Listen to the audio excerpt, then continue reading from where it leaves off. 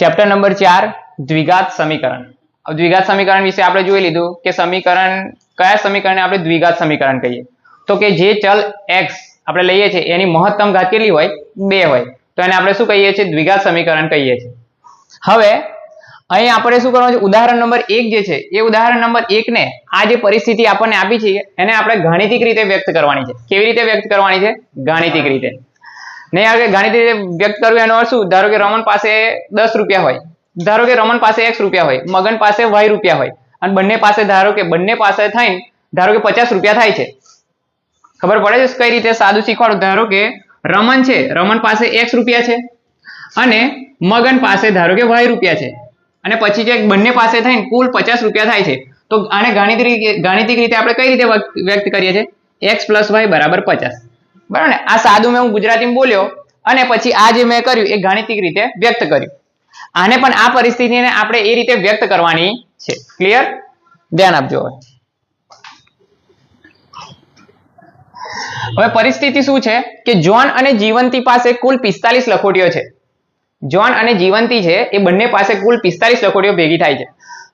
પ્રત્યેક વ્યક્તિ 5-5 લખોટી ખોઈ કાઢે છે અને હવે તેમની પાસે બાકી રહેલી લખોટીઓની સંખ્યાનો ગુણાકાર 124 છે. આપણે જાણવું છે કે તેમની પાસે શરૂઆતમાં કેટલી લખોટીઓ હતી. આ જે પરિસ્થિતિ આપી છે એને ગાણિતિક રીતે વ્યક્ત કરવાનું છે. સૌથી પહેલા આપણે ધારી લઈશું. બરાબર? કઈ જ ના ખબર હોય એટલે આપણે સૌથી પહેલા ધારી લેવાનું. ધારો કે આ જોન અને જીવંતી છે એમાંથી જોન પાસે ધારો કે x લખોટીઓ હશે. ધારો કે જોન પાસે x લખોટીઓ હશે. આવું આપણે ધારી લીધું. બરાબર? જોન પાસે કેટલી લખોટીઓ હશે? x લખોટીઓ હશે. હવે એક પરિસ્થિતિ આપણે આપેલી છે કે ભાઈ જોન અને જીવંતી બંને પાસે 45 લખોટીઓ છે એટલે કે જોન પાસે જે લખોટીઓ છે અને જીવંતી પાસે જે લખોટીઓ છે બંને થઈને કેટલી થાય છે? 45 લખોટીઓ થાય છે. હવે આપણે શું ધાર્યું? જોન પાસે તો કેટલી લખોટીઓ છે? x એવું ધાર્યું ને. તો આ જોનની જગ્યાએ આપણે મૂકી દેવાના x પ્લસ અહીંથી આપણને મળશે કે ભાઈ જીવંતી પાસે કેટલી લખોટીઓ હશે. તો અહીં લખાય જીવંતી બરાબર 45 અને આ પ્લસ x પેલી બાજુ જાય તો -x. એટલે જોન પાસે જો x લખોટીઓ હોય તો જીવંતી પાસે 45 - x લખોટીઓ હોય. કુલ 45 લખોટીઓ હોય એમાંથી પેલા જોડે x હોય તો પેલા જોડે કેટલી હોય? 45 માંથી જેટલી પેલાની બાદ કરી દે x એટલી કોની પાસે હોય? જીવંતી પાસે હોય. ચાલો આટલું ક્લિયર થયું. હવે બીજા ઉપર આવો. અહીં એવું કીધું છે કે હવે તેમની પ્રત્યેક વ્યક્તિ 5-5 લખોટીઓ ખોઈ કાઢે છે. બંને જણ શું કરે છે? 5-5 લખોટીઓ લોકોથી ખોવાઈ જાય છે. તો અહીં હું લખું 5-5 લખોટી ખોઈ કાઢે છે. બરાબર ને? એટલે કે પહેલા જોન પાસે કેટલી લખોટીઓ હતી? જોન પાસે પહેલા x લખોટીઓ હતી એમાંથી 5 શું કરે? એ ખોઈ કાઢે છે એટલે x માંથી 5 બાદ થઈ જવાની. તો એના પાસે હવે કેટલી વધવાની? x - 5. એ જ રીતે જીવંતી પાસે કેટલી લખોટીઓ હતી? 45 - x લખોટીઓ તો હતી અને એમાંથી પાછી 5 ખોઈ કાઢે છે એટલે -5. 45 - 5 કેટલા થાય? 40 થાય. એટલે હવે 5 લખોટીઓ ખોઈ કાઢ્યા પછી આની પાસે કેટલી વધે? 40 - x લખોટીઓ વધે. આટલી ખબર પડી બધાને? બીજું આગળ જુઓ. હવે જ્યારે પ્રત્યેક વ્યક્તિ 5-5 લખોટી ખોઈ કાઢે છે અને હવે તેમની પાસે જે બાકી રહેલી લખોટીઓ છે આ બંને પાસે હવે બાકી રહેલી લખોટીઓ છે. જોન પાસે x - 5 અને જીવંતી પાસે 40 - x. એ જે લખોટીઓ છે એ લખોટીઓની સંખ્યાનો ગુણાકાર 124 થાય છે. એટલે એ જે પરિસ્થિતિ છે અહીં હું લખી શકું કે બંને જે લખોટીઓ બાકી રહેલી જે લખોટીઓ છે એનો ગુણાકાર કેટલો થાય છે? 124. બરાબર? બાકી રહેલી લખોટીઓ એટલે કે આ ભાઈ પાસે x - 5 ગુણ્યા આની પાસે 40 - x.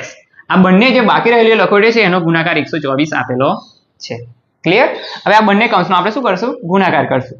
માટે આ x નો આખા કૌંસ સાથે ગુણાકાર, x નો 40 - x સાથે ગુણાકાર -5 આનો આખા કૌંસ સાથે ગુણાકાર 40 - x એના બરાબર 124. માટે x નો અંદર ગુણાકાર થશે તો 40x ઓછા x ગુણ્યા x નો સ્ક્વેર 5 નો 40 જોડે ગુણાકાર 5 ચોક 20 થાય એટલે કેટલા થશે? 200 માઇનસ પ્લસ 5 નો x જોડે ગુણાકાર 5x બરાબર 124. તો હવે શું લખાશે? 40x પહેલા x2 ને હું આગળ લખું છું. બરાબર? ઘાતના ઉતારતા ક્રમમાં લખીએ.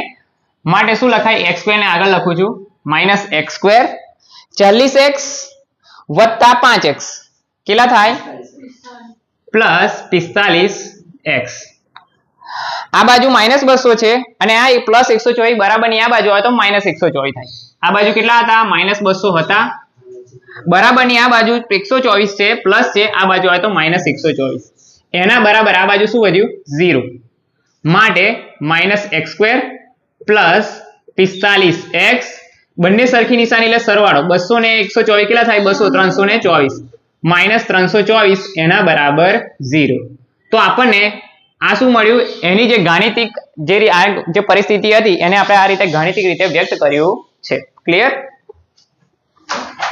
પ્રશ્ન નંબર બીજો આપેલ જે પરિસ્થિતિ છે એ પરિસ્થિતિને આપણે શું કરવાનું છે ગાણિતિક રીતે વ્યક્ત કરવાની છે અહીં એવું કીધું છે કે એક કુટીર ઉદ્યોગ એક દિવસમાં કેટલાક રમકડા બનાવે છે કુટીર ઉદ્યોગ કોને કહેવાય મિત્રો અમુક શું હોય કે ઘરની અંદર ઉદ્યોગ હોય અમુક શું હોય કે પેલા પાપડ બનાવતા હોય એ પાપડ બનાવીને શું કરતા હોય બહાર વેચતા હોય બરાબર એને ગૃહ ઉદ્યોગ અથવા તો કુટીર ઉદ્યોગ કહેવાય બરાબર નાનો ઉદ્યોગ એવો એક કુટીર ઉદ્યોગ એક દિવસમાં કેટલાક રમકડા બનાવે છે એક દિવસ હોય અમુક રમકડા એ બનાવે છે કેટલા રમકડા બનાવે છે ખબર નથી પ્રત્યેક રમકડું બનાવવાનો ખર્ચ એ 55 માંથી એક દિવસમાં ઉત્પાદિત થતા રમકડાની સંખ્યા બાદ કરીએ તેટલો થાય છે બરાબર ને સમજ પડશે ધીમે ધીમે ધ્યાન આપજો તેટલો છે કોઈ એક ચોક્કસ દિવસે ઉત્પાદન ખર્ચ એ 750 રૂપિયા થાય છે તો આપને તે દિવસની ઉત્પાદિત રમકડાની સંખ્યા જાણવી છે બરાબર એક કુટીર ઉદ્યોગ છે એક દિવસમાં કેટલાક રમકડા બનાવે છે કેટલા રમકડા બનાવે આપણને ખબર નથી એટલે આપણે ધારી લઈએ અહીં એવું ધારીએ ધારો કે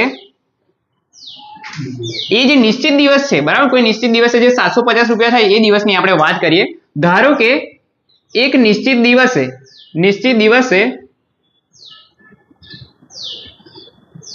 x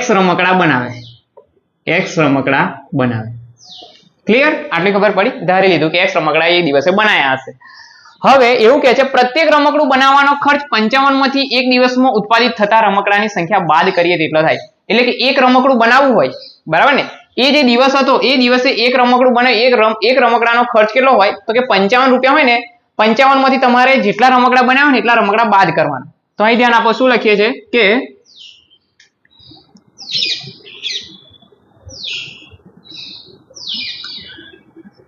એક રમકડું બરાબર ને કેટલું એક રમકડું બનાવવાનો ખર્ચ એ જે એક રમકડું બનાવવાનો જે ખર્ચ છે એ ખર્ચ શું કહે છે 55 માંથી શું કરવાનું છે એક દિવસમાં ઉત્પાદિત થતા રમકડા આ જે 55 છે એ 55 માંથી એક દિવસમાં ઉત્પાદિત થતા રમકડા આપણી પાસે કેટલા છે x છે એ x ને શું કરવાનું છે સંખ્યા બાદ કરવાની છે 55 રૂપિયામાંથી એ દિવસે જેટલા રમકડા બનાવ્યા હોય ને એટલા રમકડાની સંખ્યા બાદ કરી દો તો તમને એક રમકડાની શું મળે કિંમત મળે કે ભાઈ એક રમકડામાં આટલો ખર્ચ થયો હશે આઈડિયા આવ્યો આટલામાં ખબર પડી બધાને ઓકે હવે થાય છે શું એ જે નિશ્ચિત દિવસ છે એ નિશ્ચિત દિવસના કુલ કોઈ એક ચોક્કસ દિવસે ઉત્પાદન ખર્ચ 750 રૂપિયા છે એટલે અહીં તમને આપી દીધું છે કે ખર્ચો કેટલો થયો છે 750 રૂપિયાનો ખર્ચો થયો છે ક્લિયર હવે એક રમકડું હોય એક રમકડાનો ખર્ચ કેટલો થાય છે 55 માઇનસ x થાય એક રમકડાનો ખર્ચ કેટલો થાય 55 માઇનસ 1 થાય પણ 55 માઇનસ x થાય પણ અહીં તો કેટલા રમકડા બનાવ્યા છે x રમકડા તો આ રીતે થાય ને ગુણાકારમાં સીધી વાત છે એક ઉદાહરણ આપું ધ્યાન આપો ધારો કે કોઈ જગ્યાએ તમે સ્ટેશનરીમાં ગયા અને તમે 7 બુકો ખરીદી અથવા તો બુકો ખરીદી એના તમને કીધા કે ટોટલ 700 રૂપિયા થયા કેટલા 700 રૂપિયા થયા એક બુકના 100 રૂપિયા હોય એક બુકના 100 રૂપિયા હોય તો તમારે 100 ને કેટલા વડે ગુણવા પડે બરાબર જેટલી બુક હતી એટલી એક બુકના 100 રૂપિયા હોય બરાબર તો એવી તમે તો કેટલી બુક ખરીદી 7 બુકો ખરીદી એટલે 7 ગુણ્યા 100 કરો ને 7 ગુણ્યા 100 કરો એટલે તમને શું મળે 700 મળે એ જ રીતે એક રમકડાનો ખર્ચ કેટલો 55 માઇનસ x પણ અહીં એવા કેટલા રમકડા છે x રમકડા બનાવ્યા છે એક બુકના કેટલા 100 રૂપિયા પણ એવી બુક કેટલી લીધી તમે 7 બુકો લીધી છે એટલે બંનેનો ગુણાકાર એના રૂપિયા અહીં એક રમકડાની ખર્ચ કેટલો છે 55 માઇનસ x છે પણ એવા તો કેટલા રમકડા બનાવ્યા તમે x બનાવ્યા એટલે x સાથે શું કર્યો ગુણાકાર કર્યો ક્લિયર હવે ઓકે ધ્યાન આપો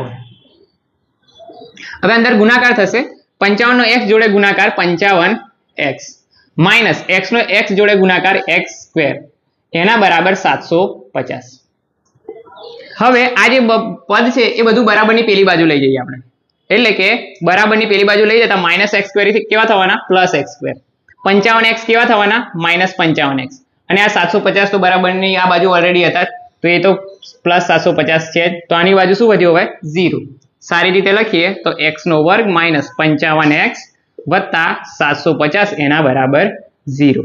આ મળી ગયું તમને ગાણિતિક રીતે સમીકરણ. બરાબર, આ સમીકરણ તમે સોલ્વ કરો ને એટલે તમને એક દિવસની ઉત્પાદિત રકમ મળી જાય. પણ આપણે આગળ શોધો નહીં, ખાલી આપણને એવું કીધું કે ખાલી ગાણિતિક રીતે તમે વ્યક્ત કરો. ક્લિયર?